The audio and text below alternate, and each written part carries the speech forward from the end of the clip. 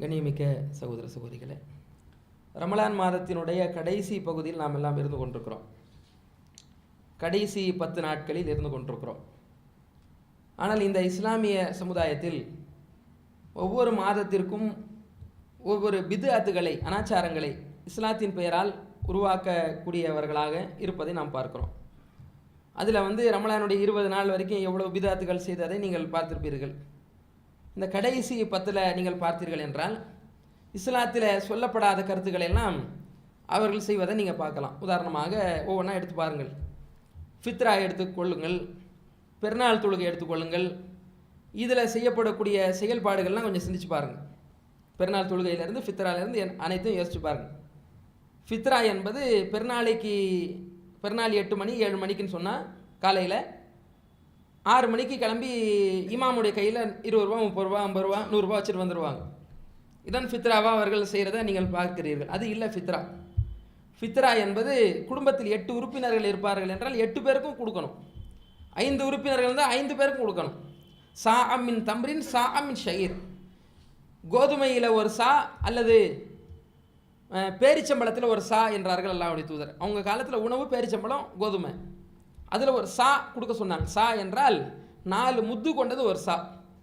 2 கையில் இப்படி அள்ளி போடுறோம் பாருங்க, இப்படி ஒரு முறை அள்ளி போடுறது முத்துன்னு சொல்லுவாங்க. இப்படி 4 முறை 4 முத்து அள்ளி போடுறோம்ல, இந்த 4 முத்து கொண்டது தான் சா அப்படின்னு சொல்லுவாங்க அரபியில். 4 முறை இப்படி அள்ளி போடுறது ஒரு சா. சா அளவுக்கு ரசூல்லா கொடுக்கறத கடமையாக்கி இருக்கிறாங்க. இதை இந்த சமுதாயத்தில் பேணக்கூடியவங்களாக இருக்கிறாங்களா? 4 முறை நம்ம சாப்பிடக்கூடிய அரிசி இப்படி எடுத்து போட்டு பார்த்தீங்கன்னா, உணவை எடுத்து அந்த அரிசியோ பச்சை அரிசி போன்றதை எடுத்து போட்டு பார்த்தா ஏறக்குறைய ஒரு 2.5 கிலோ வரும். 8 பேர் இருந்தால் 8 2.5 கிலோ கொடுத்தாகணும். 5 பேர் இருந்தால் 5 2.5 கிலோ குழந்தைக்கு உட்பட கொடுத்தாகணும். ஜமீல் முஸ்லிமீன், அனைத்து முஸ்லீம்கள் மீது ரசூல்லா கடமையாக்கி இருக்கிறாங்க. அவ்வளவு கணக்கு. 40 ரூபா அரிசி சாப்பிடக்கூடியவங்களாக இருந்தால் 100 ரூபா கொடுக்கணும். 50 ரூபா அரிசி சாப்பிடக்கூடியவங்களாக இருந்தால் 50 50 100 125 ரூபா கொடுக்கணும். இப்படி கணக்கு போட்டு தான் 100 ரூபாயிலேருந்து 140 வரைக்கும் நம்ம நிர்ணயம் செஞ்சுருக்கிறோம். அப்போ இந்த ஃபித்ரா தொகையிலையும் என்ன செய்கிறாங்க? ஷாஃபி ஹனஃபி என்ற பேரில் இவங்களுக்கு ஒரு தொகை அவங்களுக்கு ஒரு தொகை என்று இஸ்லாத்தில் இல்லாத கருத்துக்களை செய்வதை நம்ம பார்க்குறோம். இதையும் நம்ம மக்கள் மத்தியில் விழிப்புணர்வு செய்ய வேண்டும். 1. 2வது, பெருநாள் வருது பாருங்கள். இந்த பெருநாளைக்கு முன்னாடி இந்த 27வது நாள் இருக்குது பாருங்கள். அதில் 27 மட்டும் லைலத்துல் கத்ர்னு ஆக்கி 27க்கு புது புது ஆடைகளை அணிந்து கொண்டு அதுக்கப்புறம் போய் எவ்வளோதான் பெருநாள், அது ஒரு பெருநாள். அதுக்கப்புறம் நோன்பு பெருநாள் 1. பெருநாளுக்கு எப்படி ஆடையே எடுப்பாங்கன்னு கேட்டால் 2 ட்ரெஸ் எடுப்பாங்க.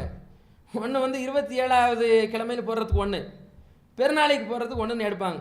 பார்த்துருக்கீங்களா இல்லையா? பள்ளிவாசல்லாம் சீரியல் லைட்டு போட்டு ஒரு டீ கடை விட மாட்டாங்க. பள்ளிவாசல் இபாதத்தெலாம் நடக்காது. இரவுலாம் ஊரெலாம் சுற்றி கொண்டு அதுக்கப்புறம் என்ன செஞ்சிருவாங்க? ஃபஜ்ர் கூட தொழாமல் பூந்தி வாங்கிட்டு கிளம்பிடுவாங்க, வீட்டுக்கு கிளம்பிடுவாங்க. இதுதான் லைலத்துல் கத்ருக்கு இவங்க புரிஞ்சு வச்சது. இப்போ நபிகள் நாயகம் அவர்கள் 27 நம்ம காட்டி கொடுத்தாங்களா? 5 இரவும் தேட சொல்லியிருக்கிறாங்க.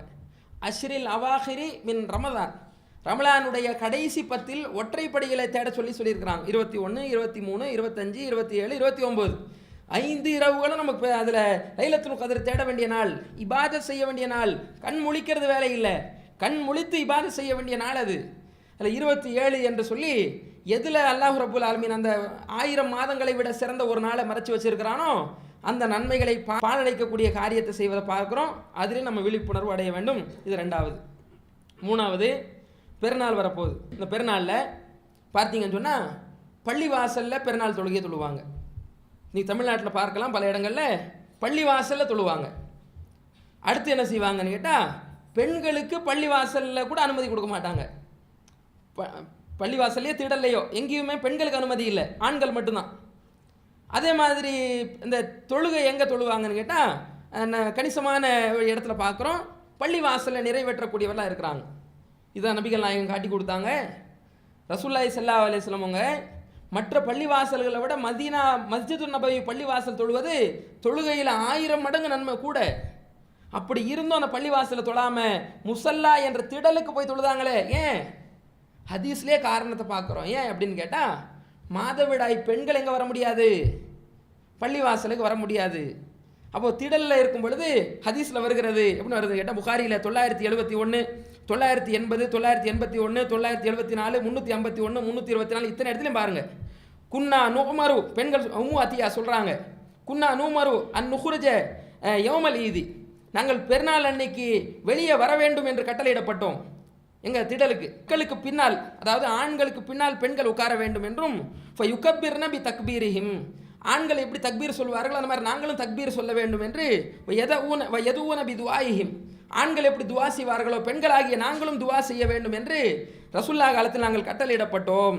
யர்ஜூன தாலிக்க பரக்கத்த தாலிக்கல் யௌமி துஹ்ரத்தஹு, அந்த பெருநாளில் வந்து ஆண்கள் எப்படி தூய்மை, அந்த நாளுடைய தூய்மையை விரும்புவார்களோ நாங்களும் அதனுடைய பரக்கத்தை தூய்மையை விரும்பக்கூடியவர்களாக இருந்தோம்னு சொல்லி உம்மு அத்தியா என்ற பெண்மணி சொல்லக்கூடிய ரசூல்லா காலத்தில் சொல்லக்கூடிய செய்தியை பார்க்குறோமே. இப்போ பெண்களை தடுத்து வச்சு அவங்களுடைய தக்பீர் சொல்ல விட, அங்கே வந்து தக்பீர் சொல்ல விடாமல், தக்பீரில் கூட இவங்க சொல்கிற தக்பீர் எப்படி சொல்லுவாங்க, அல்லாஹு அக்பர் அல்லாஹு அக்பர்னு ஊர் உலகத்துக்கெல்லாம் கேட்குற மாதிரி மைக்கு போட்டு சொல்லுவாங்க. அது இல்லை தக்பீர்ன்றது.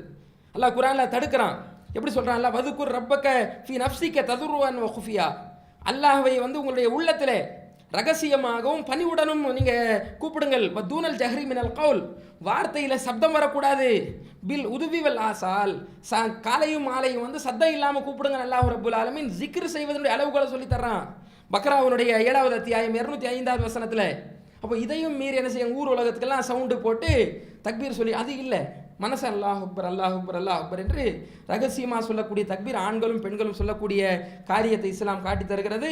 அப்போ பெண்களை பள்ளி அந்த திடல் தொழுகைக்கு ரசுல்லா எந்த அளவுக்குன்னு கேட்டால், ஒரு பெண்மணி சொல்கிறாங்க ரசுல்லா கிட்ட, அல்லாஹ்வுடைய தூதரே நீங்கள் அனைத்து பெண்களும், மாதவிடாய் பெண்களும் வரணும், மற்ற பெண்களும் வரணும், மாதவிடாய் பெண்கள் தொழுகை இடத்தை விட்டு பின்னாடி ஒதுங்கி இருக்கணும்னு நீங்கள் சொல்கிறீங்களே, எங்களில் ஒருத்திக்கு தலையில் போடக்கூடிய ஜில்பாப் இல்லைன்னா என்ன செய்யறது, ஜில்பாப் என்ற ஆடை இல்லைன்னா என்ன செய்யறதுன்னு கேட்குறாங்க.